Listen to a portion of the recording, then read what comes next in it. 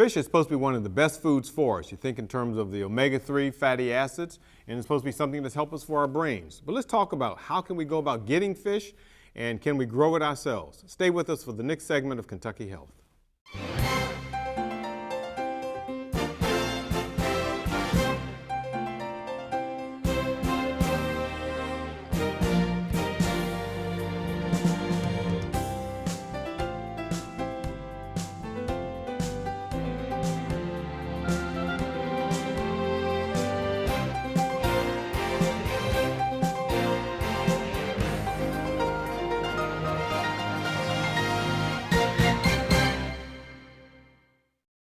Kentucky Health addresses the healthcare concerns of all residents of Kentucky and surrounding states. It was created by Dr. Wayne Tuckson, a colorectal surgeon practicing in Louisville. Here is your host, Dr. Wayne Tuckson. Hi, and welcome to another segment of Kentucky Health. Today I want to talk about fish, not only in terms of consumption of fish, but how can we go about growing it, and is it really as good for us and for our environment as many of us think that it may be. Quite frankly, I'm interested in this because I thought that I could simply go in my backyard and start a fish farm. Unfortunately, I found out that it's not quite that simple. But good for us, though, we have a couple of experts with us to try to talk to us about what goes on as far as fish farming, what impact it has for us, the environment, and is it good for us. With us today is Ms. Angela Caporelli, who is the Aquaculture Coordinator at for the Kentucky Department of Agriculture and a marketing specialist. Angela, thank you for being with us. Thank you. We also have Dr. William Wurts, who's the Senior State Specialist for Aquaculture, and he's with Kentucky State University. Bill, thank you for being with us. Pleasure to be here. Bill, let me start off with you.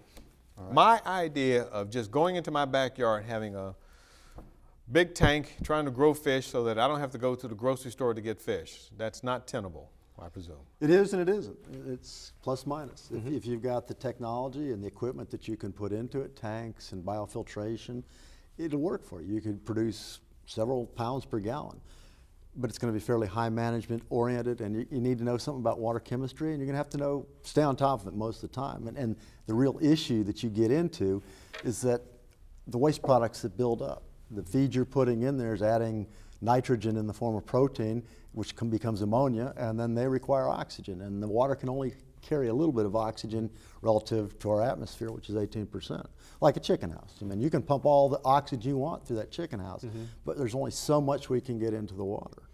So when we talk about fish farming, what are some of the minimums that we're looking at in order to make it a real go for the individual or for a small community in the group? backyard or the farmer or the whatever. The simplest, I mean, the very simplest way to get into aquaculture, and probably the most efficient worldwide, done from here to India, would be an earthen pond, just excavating out the correct dimensions of a clay soil pond and filling it with water. How big are we talking about? We could do it anywhere from a 1/10 acre to 20 acres, depending on what you've got available to you in terms of resources. Angela, how sustainable is this sort of a thing?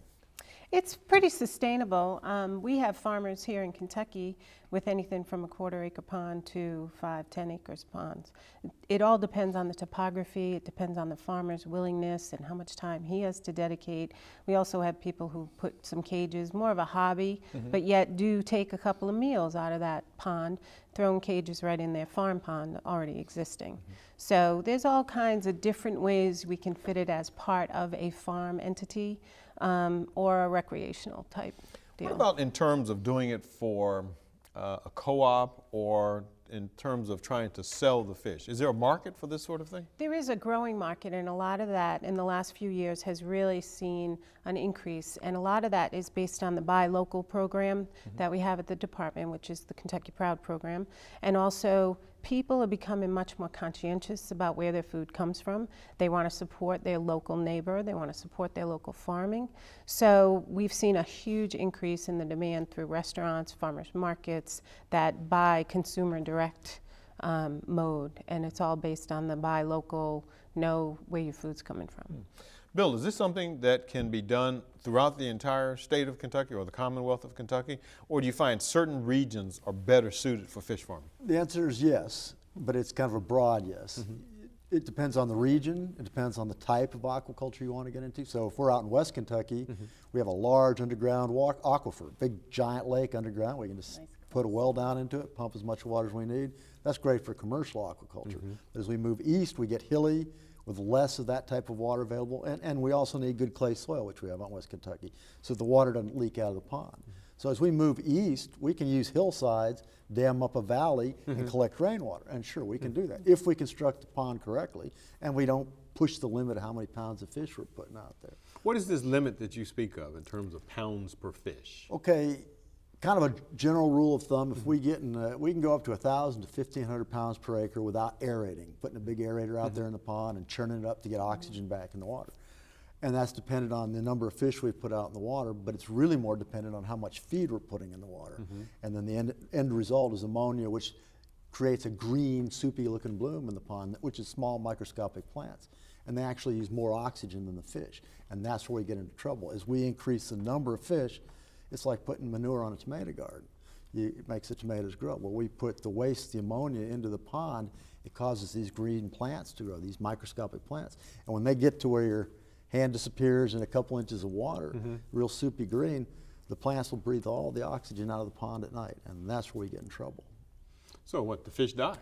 The fish Low die. oxygen, they'll get stressed. They might not die right away, but you'll definitely have a situation you don't want to get into if you can avoid it.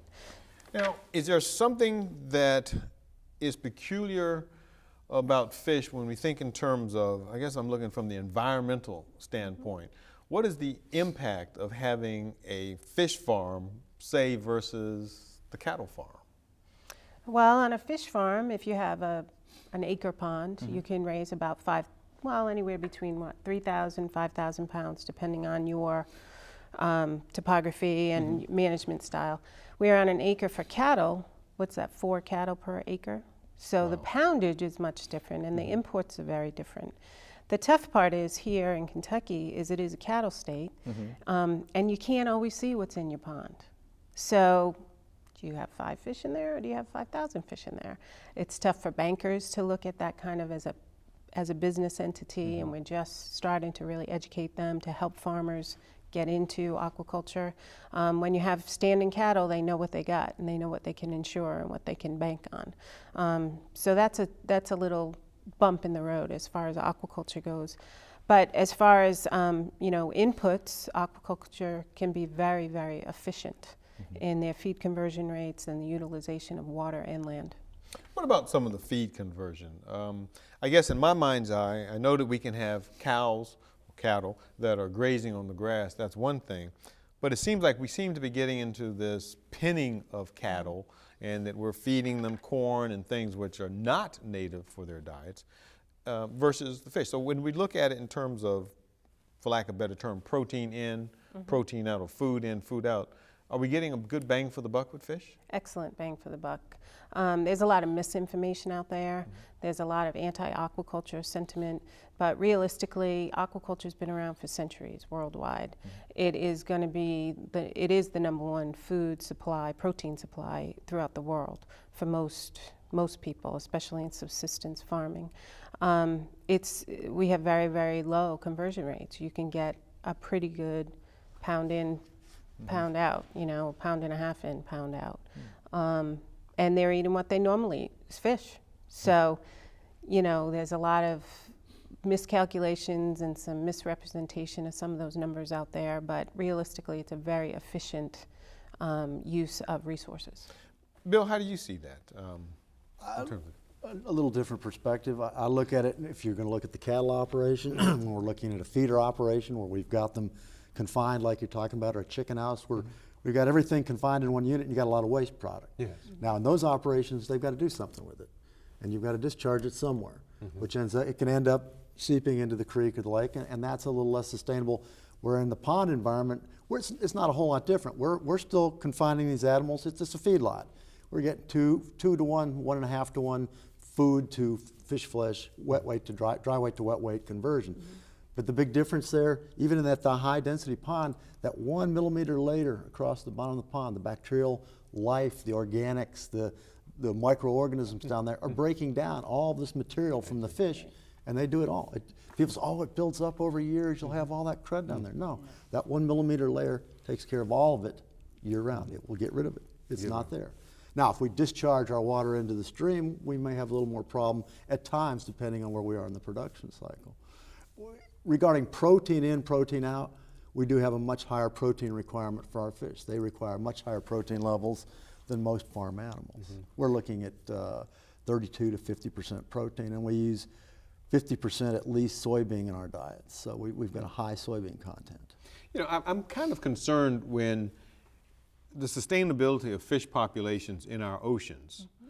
As we starting to look at, I remember it used to be something back in the Chesapeake Bay, which was a striped bass, which around there we called it the Rock bass, rockfish, yes, which is I think one of the finest fish ever to eat, especially the way my grandmother fun to fixed it. catch. I didn't do that, I ate it though. Now, but those things are gone. There's limitations on catching those. We look at some of the other fish, you know, redfish, other fish species seem to be disappearing, so we're getting to what used to be called the trash fish. So I'm concerned that we're going to run out. So how viable is it that if we turn to fish farming, that this can replace these fish? Angela, can we replace the things that we're used to catch with stuff that we're raising now? In two schools of thought, and luckily I used to work in the commercial fisheries and on the East Coast. Will we replace the tunas and the swordfish, the higher pelagics, with fish farming? To an extent, but not all of it. But what we are replacing is the protein demand of an increasing population. So our protein demand for fish has always been increasing, not so much because people are now eating more fish, which they are, that's a small percentage, but because our population is growing. So will we ever replace the commercial wild caught fish? No, but we can definitely supplement the demand with aquaculture. So what are some of the fish that we can realistically look at through aquaculture that we can grow? Depending on the scale, when we could go back down to the recreational farm pond and have bass, bluegill, and we can just manage the environment. They'll live off the plankton, the plants.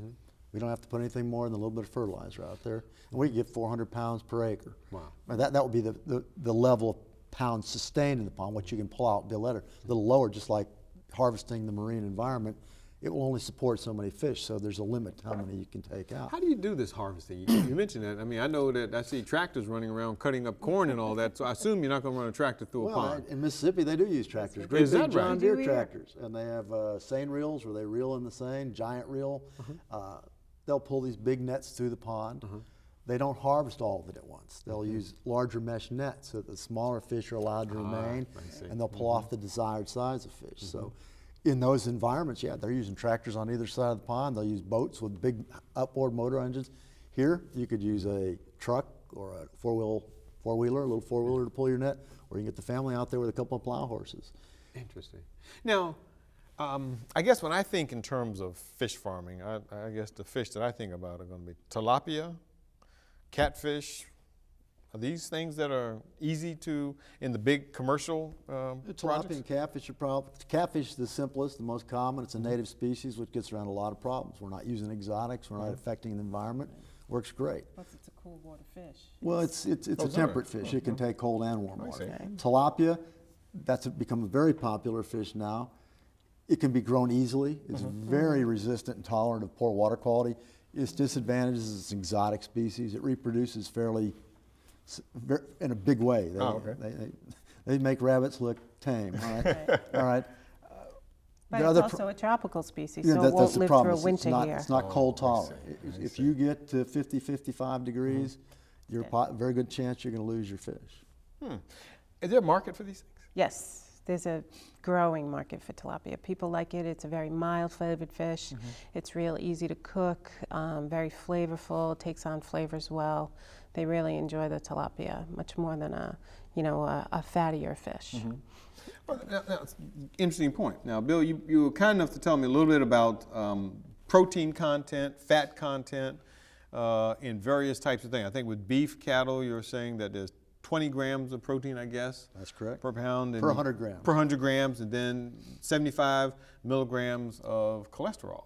So it's a little higher in the beef. So it's a little bit higher in the beef. A little bit higher saturated fat. So how does too. that compare with some of the other fish then? So let's say we talk about the tilapia then. The tilapia probably one of the lowest in terms of saturated fats or other fats. The beef are fairly high in saturated fats, but overall you look at your total quantity, what is it, 10 10, 12.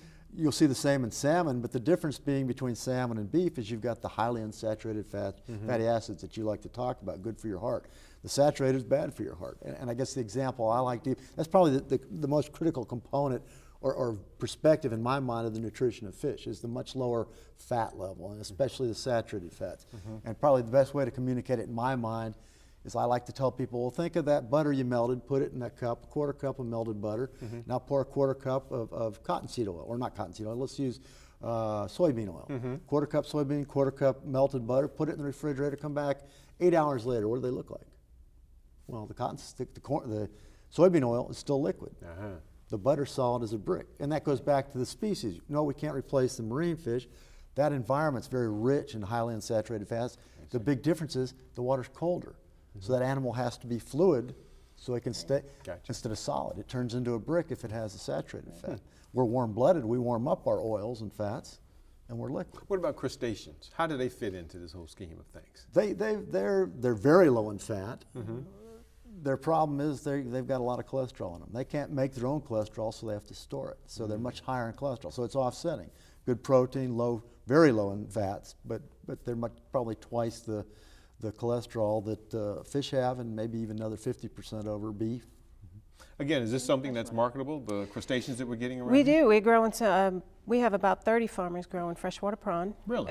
It's available September right into the beginning of October. Again, it's a tropical species, so we can grow it here. We don't have any risk of taking over any other natural water bodies or competing, because they won't live through a winter and they won't spawn and keep reproducing.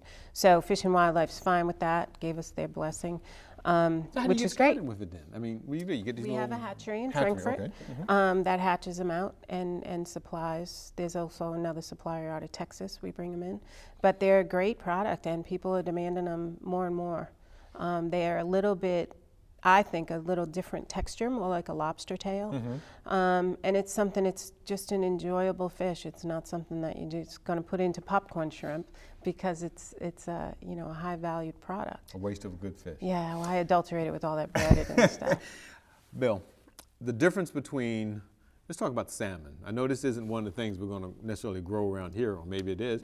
It's a possibility. But It's tell certainly me, possible. But tell me about, farm raised versus wild, in terms of, is there a difference in the quality of the product that I'm getting? We can look at it from two perspectives, all right, in terms of the saturated fats and the highly unsaturated, the omega-3s you like for your heart. The wild-caught fish are going to be much better. They're going to have much lower saturated fat. Just like the beef and the chicken, they reflect what we feed them. So the fats that are in their feed show up in their body, plus we feed them more than they would get in the wild environment. They're working for their food, so they don't get the extra fat. They stay trim and lean, okay? Just like range-fed cattle. Conversely, now the other thing in terms of health, you talk about commercial fisheries, and can I eat out of the Ohio River, and is it safe, and the mercury in tuna? There's your difference. And one of the great advantages of aquaculture, the water quality you're using is going to be what your fish look like. So that well's good, high quality water. We keep our nutrients really low because we got to keep our fish alive in terms of wastes and whatnot. So you're not going to get a lot of PCBs or organic insecticides or metals, but out in the ocean, over time, the larger the fish is, the more toxin it's going to pick up. Also, the more fat in the fish's flesh. Most of these things we don't like PCBs, they're stored in the fats. They're fat soluble, so they pick up that fat. The way to look at it is they call biomagnification and bioconcentration. Bioconcentration would be an oyster filtering algae from the water. So it concentrates its food, all right? Biomagnification would be the largemouth bass or the tuna, and it eats the bait fish, that eats the smaller fish, that eats the zooplankton, that eats the algae. Well, each level eats hundreds of the one before it. So this one concentrated it. This one concentrates it 100 times more. It magnifies, so that when you get to this very large fish that's been around for a long time, it is highly magnified, that concentration of whatever toxin we're looking at, say PCBs or some insecticide, eldrin, dieldrin, something that's picked up in the fats, and they're taking in so much of this concentrated that it concentrates even more in their body and over time. Angela, is there a difference in taste between, let's just say, the farm-raised catfish and the wild catfish? There is a slight difference in taste, and I think it's all palate dependent. You know, neither one is bad. I think some of the wild fish, you know, caught out is a little bit stronger of a fish. And when I say that, I don't want to scare people, because people think, oh, I can't cook fish, it's too fishy. Well, a good fresh fish does not taste or smell fishy. So you really need to know your source, or your fishmonger, or your retailer, to know that they're carrying just fresh fish, and there wouldn't be a problem.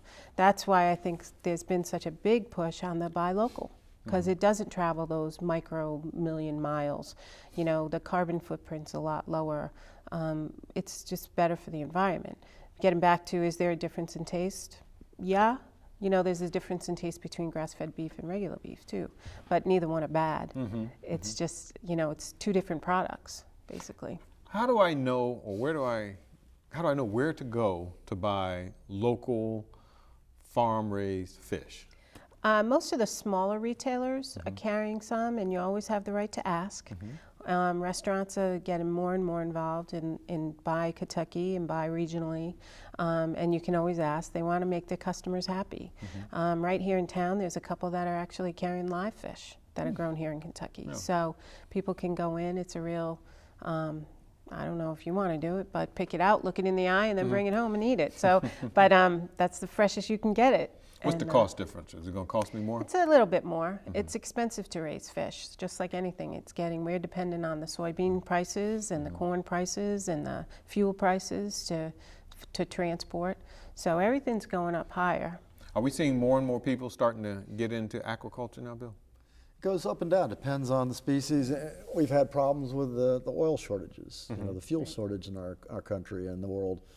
And because we use so much soybean and corn in our fish diets, the cost of soybean and the cost of corn have gone up very, very high, and for biofuels, biodiesel or ethanol. And in doing that, it drives the cost of feed up. We saw 2 years the cost of our feed increase 65 to 70%. Okay, well, for catfish production, just this example, half the cost of production is feed costs. So when we see a 65% or 70% raise in cost of feeds, then our production cost goes up significantly. That's caused the market to back down. And then some competition from foreign inputs has helped soften the imports, has helped soften the market even more. But on a smaller scale, I think the home use guy who wants to have the shrimp boil in October with his family, the October Sea Fest, or a catfish fry, they want their own fresh fish, put it in their freezer. Yeah, I see a lot more interest in that. And maybe if we look at this recreational pond, the bass bluegill, that right there, it's an environment, an ecosystem we're managing and creating. That can be viewed as food security, a source of protein. When all else fails, I've got this pond out here with 400 pounds of fish in it. And I can keep it going indefinitely as long as I manage the populations correctly. How can we go and find out information about how to do that? I have a website. Kentucky State University has a website. There's a Southern Regional Aquaculture Center website. All these can be accessed from K-State, my website, or typing on the Google and looking for Same thing about the... KYAGR.com has a website. We're also linked. Kentucky Aquaculture Association has a website. So there's plenty of information out there, and there's great extension agents through Kentucky State that'll come out and help people. Kentucky State's a leader in this sort of thing, huh? It is a leader. Outside of Kentucky, Kentucky State University is world famous for its aquaculture Where do we stand? program. Where do we stand? About 5th or 6th in the country. That's amazing. Just don't think about that sort of thing. When you think about Kentucky, aquaculture doesn't seem to spring back up there. Are we putting enough money into this? More money, huh? The U.S. is not putting enough into it. Worldwide, aquaculture is growing leaps and bounds. Here in the U.S., we have a lot of regulatory agencies that oversee aquaculture. We have USDA, FDA, Department of Health, EPA, you name it, they're overseeing it. So there's a lot of permitting issues, and you'll have Fish and Wildlife says, oh no, you can't raise this species. You'll have raise this one. But we're getting through it, and it's not undoable. But it's tougher here. And you know, I tell you, I am saddened to hear that I can't have my little fish. I can't have, well, maybe I can. It's just going to be very expensive. I know that there's probably some people say just eat the vegetables and don't worry about feeding it to the fish. I like the taste of fish. I want to have fish, so I agree with you. Yes, we could all be vegetarians, but I do want fish in my diet. It's nice to know that there are places where we can go. If you want more information, please look on the website for Kentucky State University, and I think you'll find some really interesting sites. Feel free to contact us at KentuckyHealth@insightbb.com. I'd like to thank you, Angela. Bill, thank you for being with us. And if you have questions, contact us. And thank you for being with us. And I look forward to seeing you at the pond trying to get some fish.